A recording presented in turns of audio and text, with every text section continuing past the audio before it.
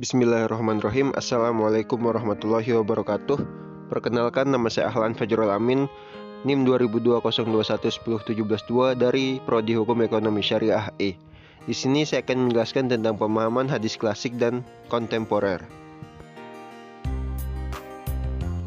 Metode pemahaman hadis adalah suatu cara sistematis untuk mencapai pemahaman yang benar tentang apa yang dimaksud oleh Nabi Muhammad SAW dalam hadisnya.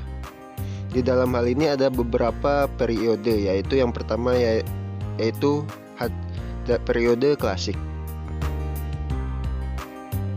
Periode klasik adalah periode pembentukan wajah awal metode pemahaman hadis. Usaha ini merupakan rintisan yang dimulai dari lahirnya penilaian adanya pertentangan atau kontradiksi suatu hadis dengan hadis lain dan upaya pemecahan beberapa hadis yang dipandang sulit untuk dipahami. Maka dengan sebab itu lahirlah pada periode awal ini beberapa kitab hadis, baik syarah ataupun upaya penjelasan makna secara ringkas tentang hal itu. Pada fase ini dimulai dengan sebuah terobosan yang dilakukan oleh Imam Syafi'i dalam kitabnya Ikhtilaf al-Hadis. Imam Asy-Syafi'i memberikan gambaran dalam menyelesaikan hadis yang terlihat bertentangan dengan melalui beberapa cara.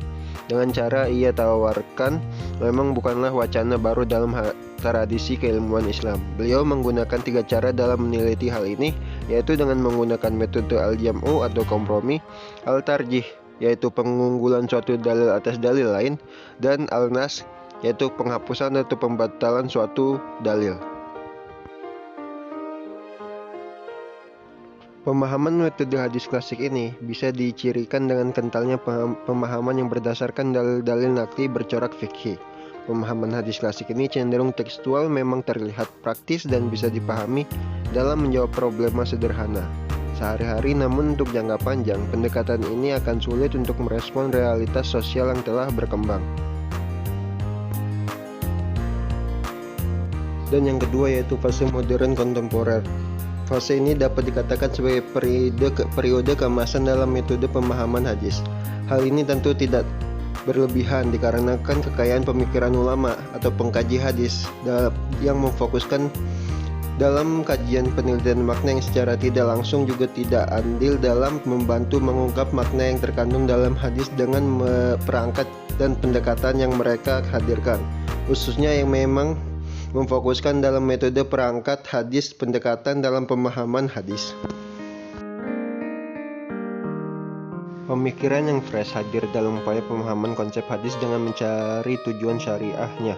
Hal ini seperti yang dilakukan Ibnu Ashur yang tidak melepaskan diri dari kerangka fikir usul fiqh yang masih berbau klasik.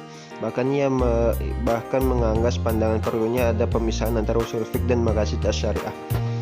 Menurutnya maqasid harus menjadi ilmu yang berdiri sendiri bersanding ilmu syariah lainnya. Dengan berpedoman kepada rumus yang telah ada, Ibnu Ashur mengembangkan menjadi 12 kategori dalam menentukan motif Nabi. Kategori tersebut yaitu al-tasri', pembentukan syariat agama, al-fatwa, pemikiran atau opini agama, al-qada', putusan hukum, al-imarah, keputusan politik, hadiyu, petunjuk, al-suh, kontrak, ishara, al-mutawasir, pertimbangan, al-nasihah, saran, tamil, al-nufus, pengutuh mental, ta'lim, al-haq, al-aliyah, pengajaran, tamil, al-nufus, penguatan mental, ta'lim, al-haq, al-aliyah, pengajaran nilai-nilai luhur, al-ta'dib, pendidikan pekerti, al-tajarrud, al-irsad, pernyataan tanpa tertentu motif tertentu. Pemahaman pada fase ini mempunyai warna yang lebih kompleks daripada fase klasik pertengahan dikarenakan pemaknaan terhadap makna menjadi lebih luas dan menyangkut dalam segala aspek yang dikandungnya. Sehingga pemahaman pada masa ini menjadi tema yang kontekstual dan sesuai dengan kebutuhan dengan merujuk kepada tema-tema tertentu yang sedang berkembang. Pendekatan yang digunakan dalam fase ini pun menyentuh berbagai macam aspek, diantaranya bahasa, historis, sosiologi, sosiohistori, antropologis, dan psikologis, serta berbagai cabang ilmu lain guna memperkuat pemahaman dan pandangan dalam pemikiran tertentu. Mungkin hanya ini yang bisa saya jelaskan, kurang lebihnya mohon dimaafkan. Wabillahi taufiq wal hidayah. Wassalamualaikum warahmatullahi wabarakatuh.